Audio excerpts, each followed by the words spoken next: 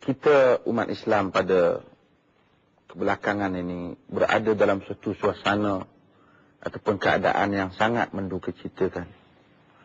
Selalu benar kita dengar orang kata ke Islam pengganas lah, lukis kartun Rasul lah, macam-macam, yang akhirnya buat filem fitnah, kemudian kononnya gambarkan Islam ini. Filmnya ringkas saja yang dibuat oleh Geert Wilders.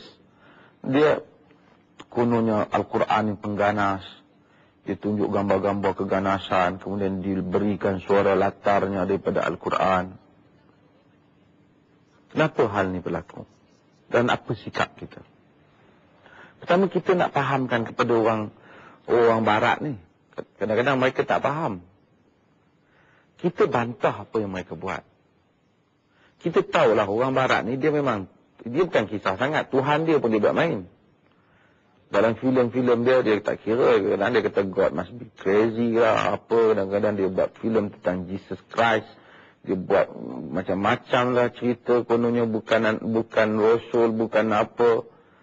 Dia tak kisahlah, dia tak apalah kan. Kata, kalau kita tengok dalam Da Vinci Code tu macam-macam dia buat pada Nabi Isa. Macam-macam andaian dia.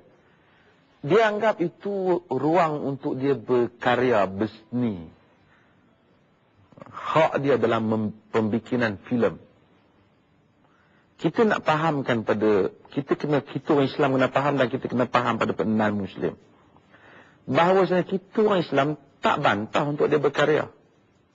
Kita tak marah dia nak berseni, itu hak dia lah, berseni lah. Tapi yang kita marahnya, yang kita bantahnya ialah pembohongan, penipuan, maklumat yang tak betul. Dia nak cerita tentang apa, dia cerita, tapi dia jangan bohong. Bila dia bohong, maka ada orang yang terinaya. Yang terinaya, bila dia bohong tentang Islam, yang menjadi mangsa ialah umat Islam.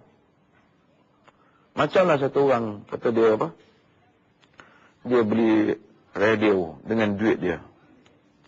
Kemudian dia pasang kuat dalam rumah dia. Bila dia pasang kuat dalam rumah dia, terganggu jiran sebelah dia. Anak-anak dia mungkin, anak-anak jiran dia tak boleh nak tidur, orang nak membaca tak boleh, orang nak berehat tak boleh. Kita pergi marah dia, kita kata, apa awak pasang radio kuat ganggu orang. Dia kata, punya pasang ni radio saya. Ini rumah saya. Apa pasal awak nak masuk campur dalam radio saya dengan rumah saya? Kita kata, kita bukan marah pasal itu radio awak. Kita bukan marah itu awak nak pasang radio awak kuat ke, awak nak pasang dalam rumah awak. Kita tak marah. Yang kita marahnya ialah awak punya perbuatan menggunakan hak awak, harta benda awak, sehingga mengganggu orang lain. Kita tak marah dia nak berkarya, dia nak buat drama ke, filem ke, Hollywood ke, Bollywood, you punya hal.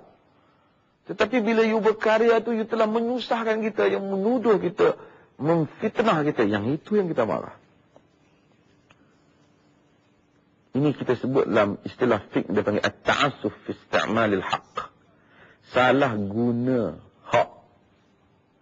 Maka kita orang Islam bantah hal ni, maka kita nak sebut bahawasanya kita duka citalah dengan apa yang dilakukan oleh orang luar ni. Tuduh Islam pengganas, tuduh Islam sebagai agama teroris, tuduh dia sebagai agama mundur, dan sebahagian tuduhan itu berlaku ialah disebabkan cara kita sendiri. Perangai kita orang Islam sendiri yang mesti kita betulkan. Dahulu kita tak. Dulu kita ada tamadun kita. Dulu kita hebat. Mengagumkan Islam ini. Macam mana tiba-tiba hari ini telah jadi hal yang seperti ini. Dan ini kita akan buka perbincangan pada hari ini insyaAllah.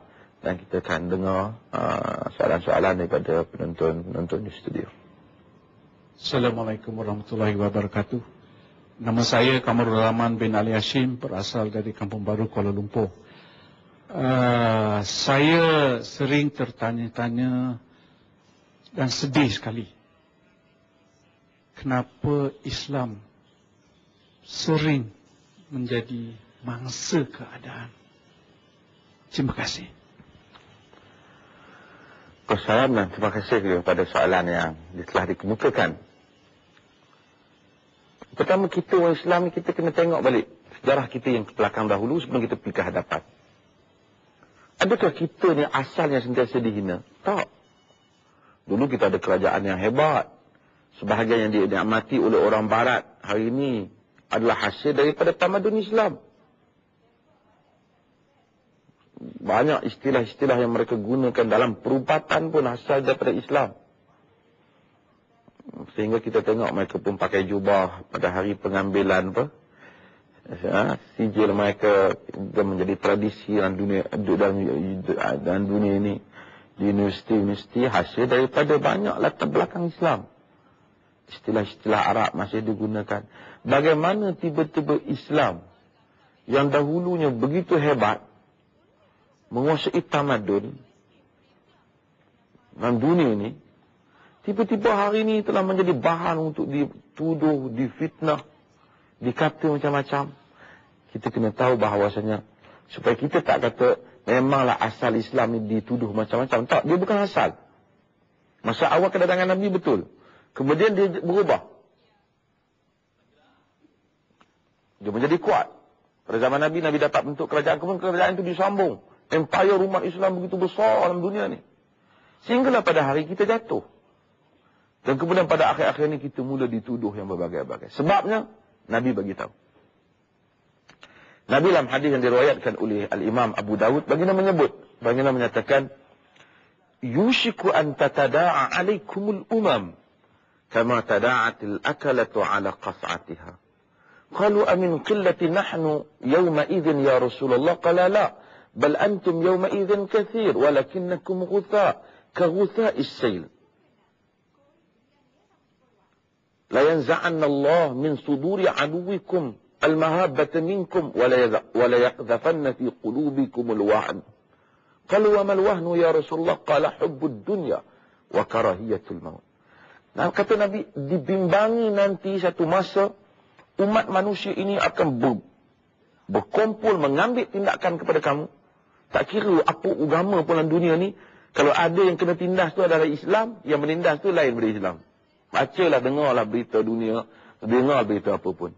Di mana negara, di Burma, di Filipina, di Myanmar, di mana saja, minoriti umat Islam akan tertindas. Semua orang ambil tindakan pada kamu. Macam mana orang ramai berhimpun datang menjemput manusia makan di atas qas'ah. Qas'ah ni dulang yang boleh makan sampai 9 orang. Mari makan, mari makan kan. Pasal makan kita panggil kenuri. Semua datang mengerumuni.